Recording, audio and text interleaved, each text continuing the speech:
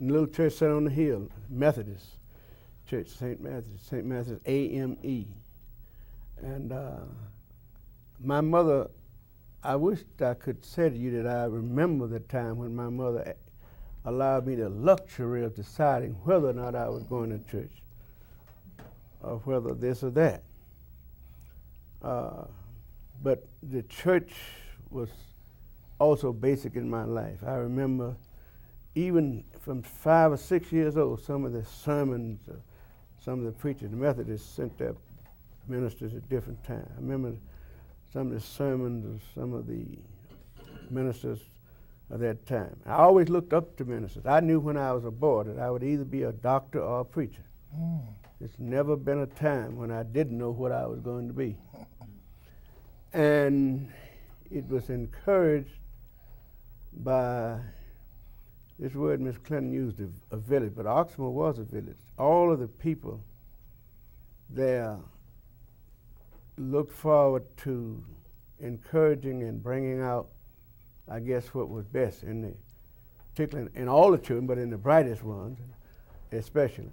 They would say, boy, there's something in you, and I believe that. I couldn't find out it was. I think we got to go back to that today. Boy, you're going to be something. So I could never have grown up to be nothing, because I always felt as if I'd be nothing. Of course, I guess that's why I didn't understand why my mother had beat the devil out of me so much.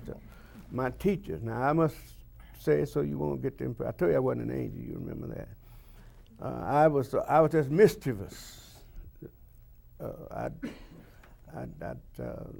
In school, I would just do things to agitate.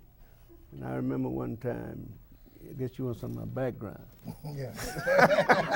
You're going to get it. Okay. I remember the teacher would have me stand up in the corner, and I'll just give you this.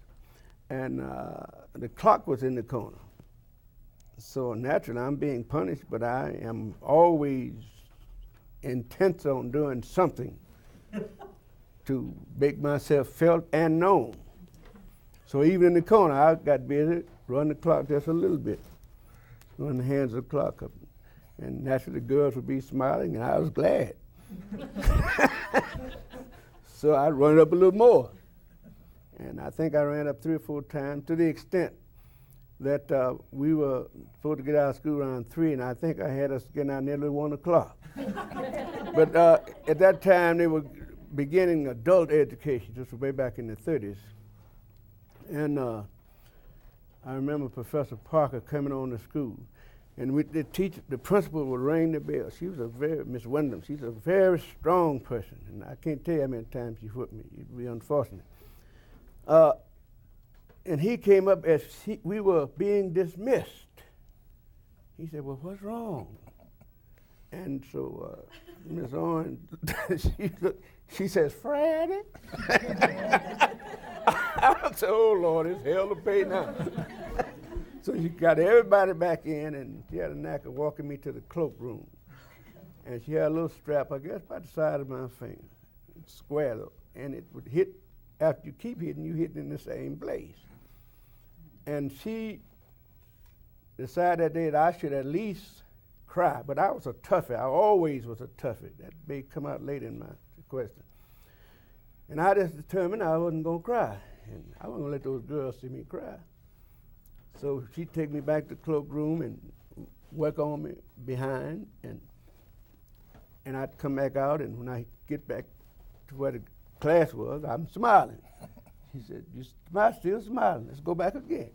You know, we made about 8 trips to the cloakroom. And I finally got to realizing, I said, this woman's gonna kill me. And herself too, because she had gotten red and all this, she was light skinned. And so I had to come out and put some water on my eye to make sure that, and I act serious. That's the only way I could stop it. But I was interested. I lived an interesting life. I was very smart. It wasn't a time when I had to really seriously sit down and grasp at things. It's been a gift of mine, I guess, that I always was able to go through to the deepest part. And I remember now, and I always had in the civil rights movement, it came in very pointedly, when people would come and begin talking, you'd know whether or not they, almost intuitively, whether they wanted to had a point or whether they were saying what they want to say. And even now, if I talk to somebody and I say, well, don't you really want to get to this, or don't you mean this or that? And I don't want to sound bragging here, but I remember when I was in the 8th grade, I had a terrific capacity for memory. And even now, if I dial, all you people in here, if I dial your number 3 or 4 times, I could almost commit it to memory. It served me very well in the civil rights movement. I could go to the phone and dial 100 numbers without looking in the book, Vincent. But anyway, I read that the point I'm making is I was able to read a 11-page oration in a book 3 times and commit it to memory. And this has been one of my benefits. Let me ask you about something related to that. You said that you always knew as you were growing up that you were going to be either a preacher or a doctor. Yes. Why? Why did you feel that? I had such reverence for preachers. They represented God, and God has always been mysterious to me, and I still think He ought to always be fabulously mysterious, totally powerful, greatly benevolent and kind and graceful. And I never did miss a revival meeting. Some about those week meetings. I remember some of the sermons that they preached, and I had 1 or 2 for my idols. They ran revivals several times, and Mama never did have to make me go to revivals. I tell you, and you're talking about my past.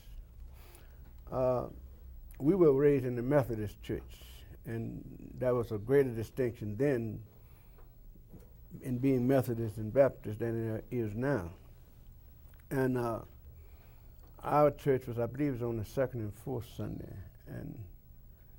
But I always wanted to go to the Baptist church because there was a deacon there named Jackson Hawthorne, and I'd love to hear him pray. There's something about his praying. Now, he's very tall. He's about 6 feet, at least 8, so that he was a tall person.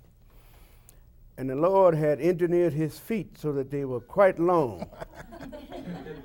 He could, and I guess now that's why he had to have long feet, because he was so tall.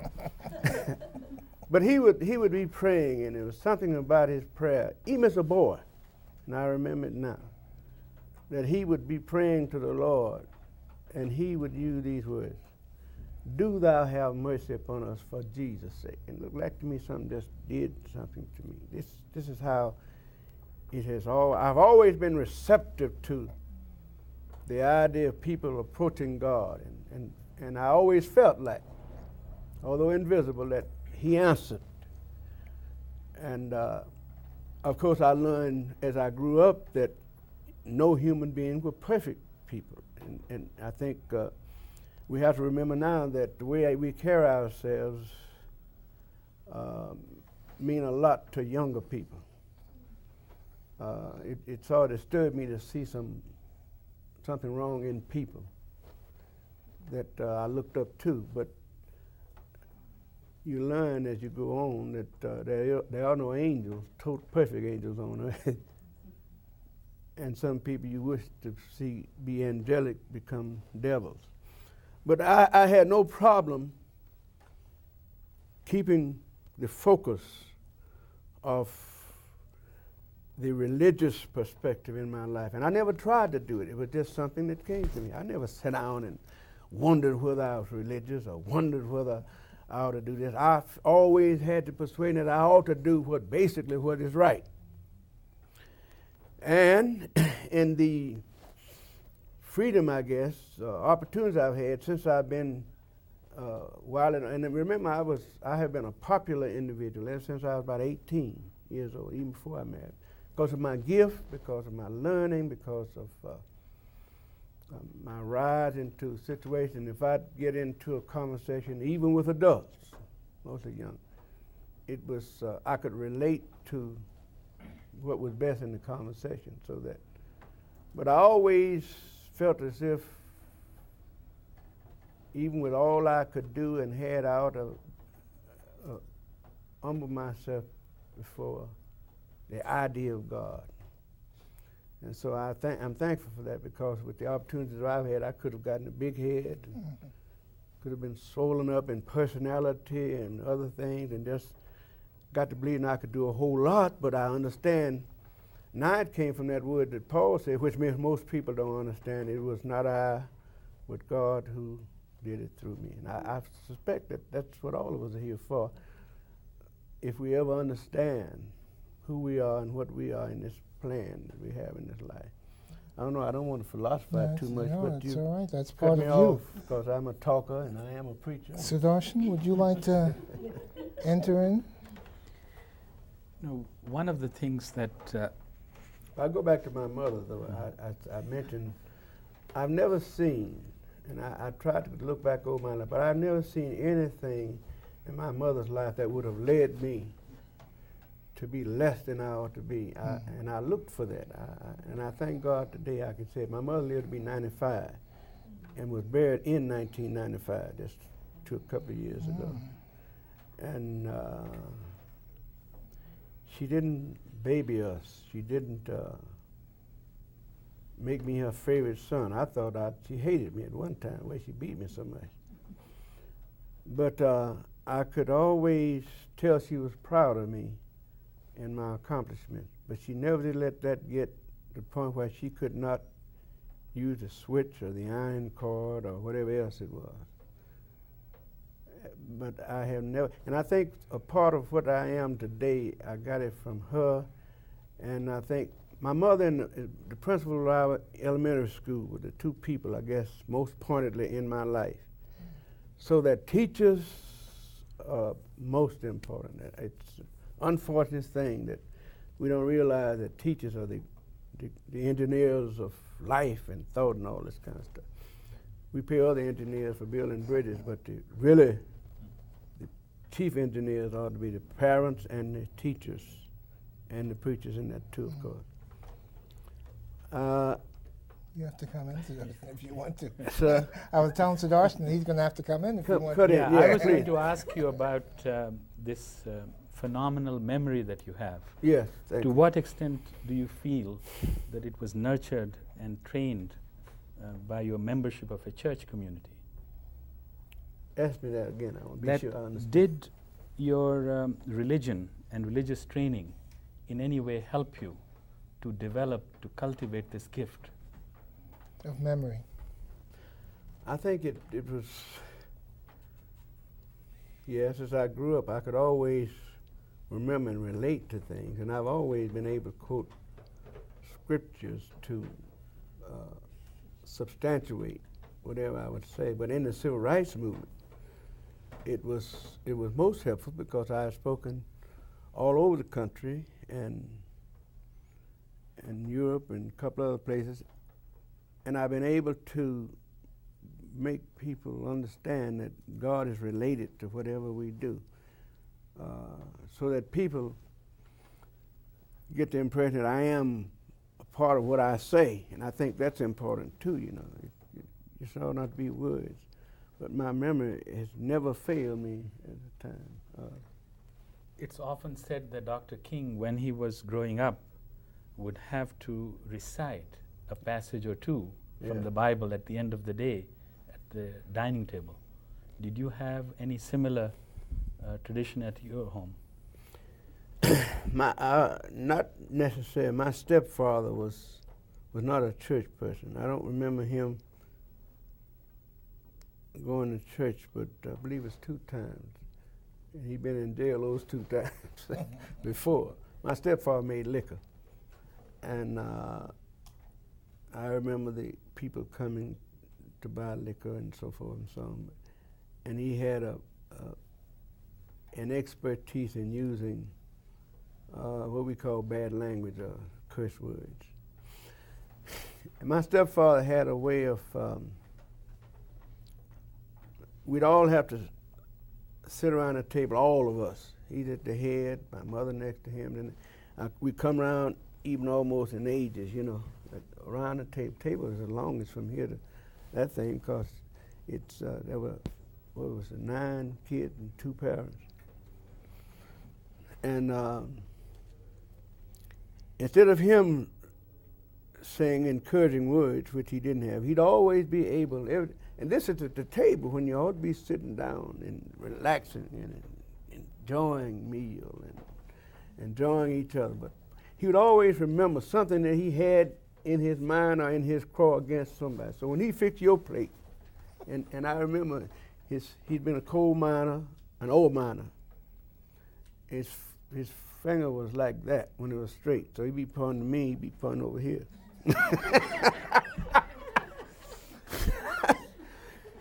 This is history. The table was, except for eating, it was never a pleasurable place. And he would say, when he fixed my plate, he'd always say, you know, I've been had hell up my sleeve for you for a long time. He had to say something to, I guess, exert authority, which he really didn't need.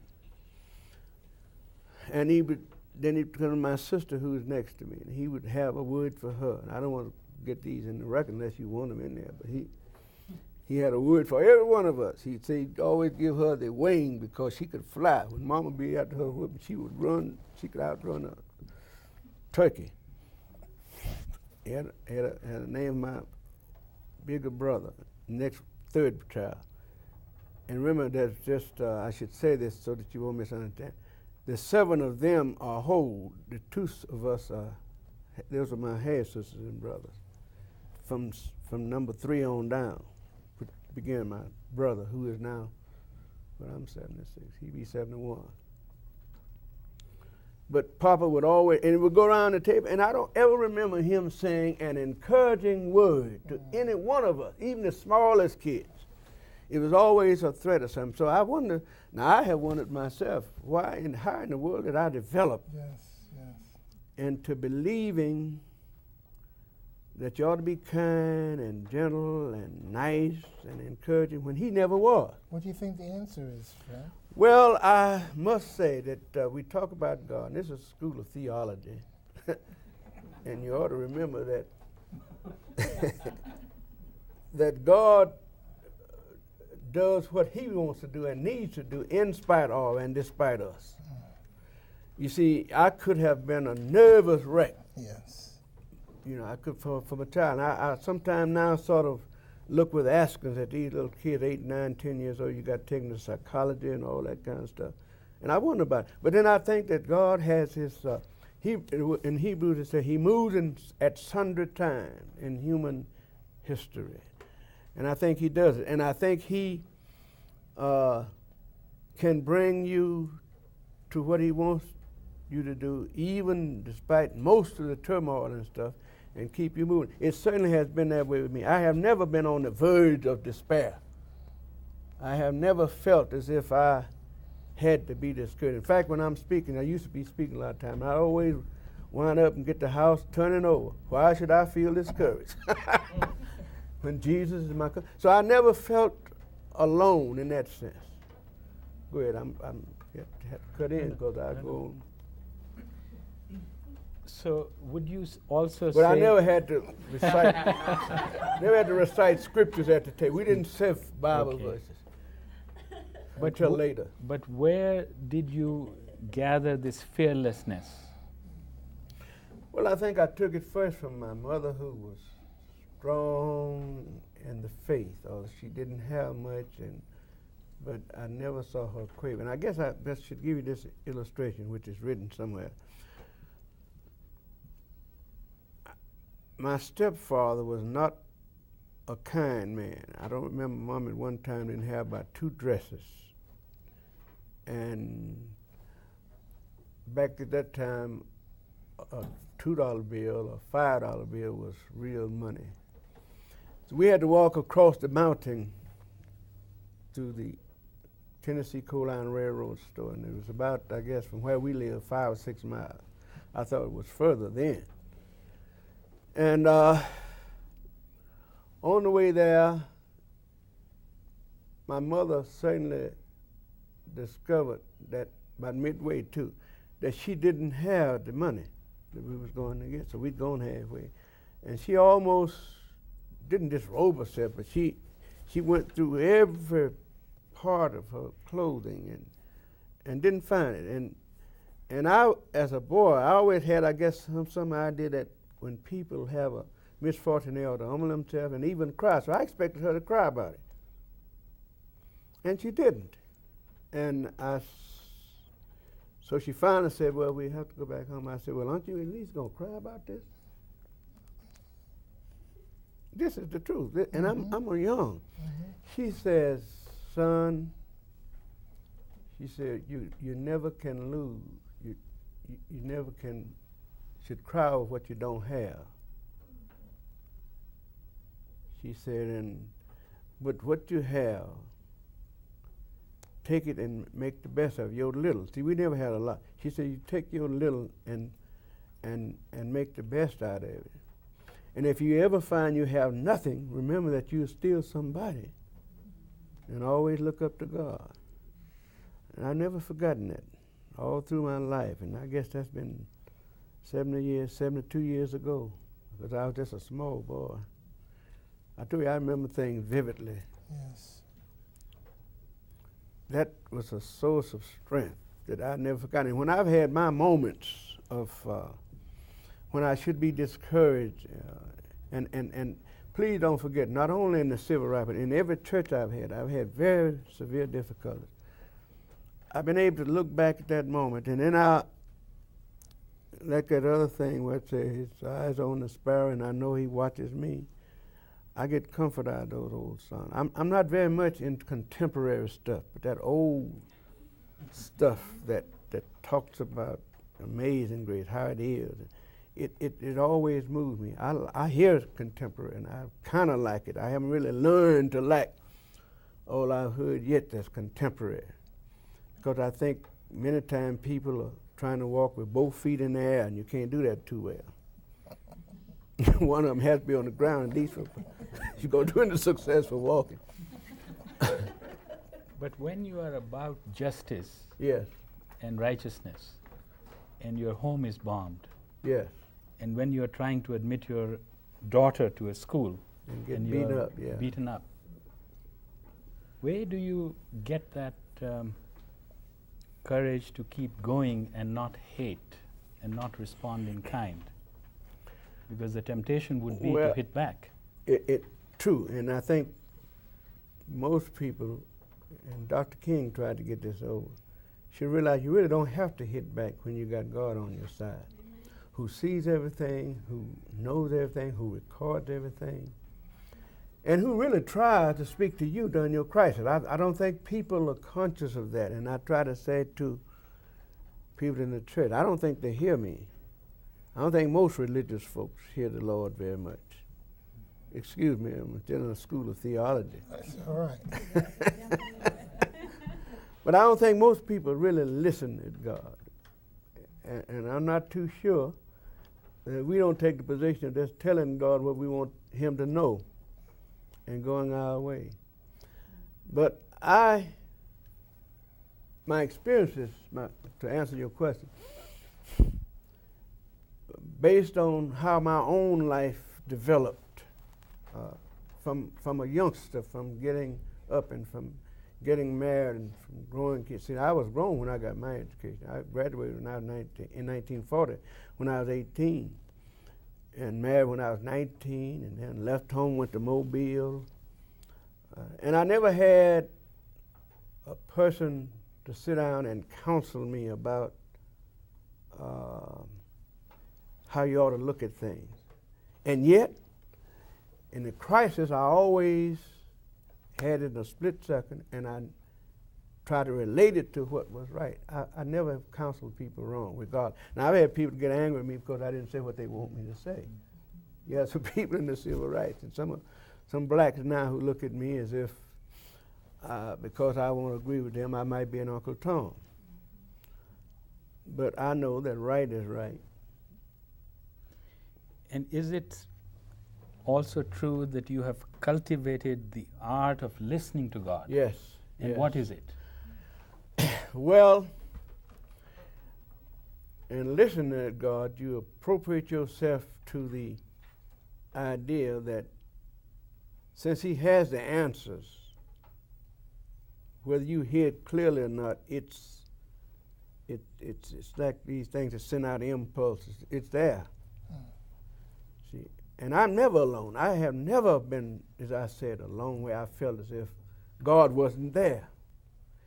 And I guess we should come to the bumming, which really, since the bomb went off Christmas night. No, my Christmas present from the Ku Klux Klan was 16 sticks of dynamite. And shall I, since you don't, I didn't send you that picture, did I? No. Oh my. Well, let's just demonstrate here. After all, you're in class. Let's go to school a little bit. Okay.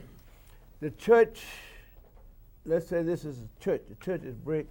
The house, wood frame, sitting right here in the front of both lay in the same plane. The front of the church is also equal with the front of the house. There's only a space between the house and the church, about like that. And we're way ahead of ourselves in the development of the story. But in crusading, and please remember this, the foundational basis for the movement was not made or laid in '63. For 7 years before I invited Martin Luther King to Birmingham, we had done a lot of things. And this happened to come when the Kings, the Supreme Court ruled that bus segregation was unconstitutional in December '56. We were at the TV station, myself and my secretary, Reverend Nelson Smith, and we decided that all of the Klansmen ought not just be in Montgomery when they celebrate, because the headquarters for the Klansmen was right outside of Birmingham. So we decided we would ask the city commissioners, 3 of them, including Bull Connor. Y'all heard Bull Connor, didn't you? Yeah, he was a bull till we made a steer out of it. And we said, in the light of the Supreme Court decision, you all should relax and rescind the segregation laws. But we had to put the threat. Now, if you don't do it, we're going to riot anyway. You see, so that's Ku Klux Klan. And so that night, Christmas night, we were going to riot the next day. But Christmas night, the Ku Klux Klan put 16 sticks of dynamite in that little space between the corner of the church and the corner of the house. And around 9 p.m., the bomb went off, and I knew exactly what it was. It blew the corner off the house. The house is framed, the church is wood. There's cracks in that space now if you ever go to Birmingham. Cracks where the dynamite cracked the brick, but the implosive effect shattered the wood frame. So that the frame, the wall that was between my head and the dynamite was blown away as far as from here to where this lady is. And the roof came down. The floor, the house wasn't but about this far off the ground, and the floor of my bed was blown away as far as from here, almost between this lady and this man back there. The floor that I was lying on was blown out from under the bed. The springs, metal springs, we never did find any larger pieces other than no piece bigger than my fist. And so this floor was blown out from under me, and the wall was blown away. The wall that was between my head and the dynamite was shattered, at least as far as here where you are. And over 100 to 200 slithers of wood from this wall was blown into the inner wall now, which is holding up the roof. My wife and 4 kids and my deacon's wife were sitting over on the other side. They always came to visit me on Christmas night. And he was sitting right by me in front of a mirror that's twice wide this table and twice that. And so this terrific explosion goes off. And it's amazing, and I must tell you that you can learn something that you can never read in a book, nor can anyone tell you. And you can understand the presence of God, that you couldn't do it otherwise. Now, I knew that the Ku Klux Klan did it when it started. And even in that explosion, and I felt myself being driven from the point of the blast. And you know what's on my mind? We're going to ride the buses tomorrow. Being honest with you. So that dynamite went off. And what else was on my mind was just 2 things. That was a scripture.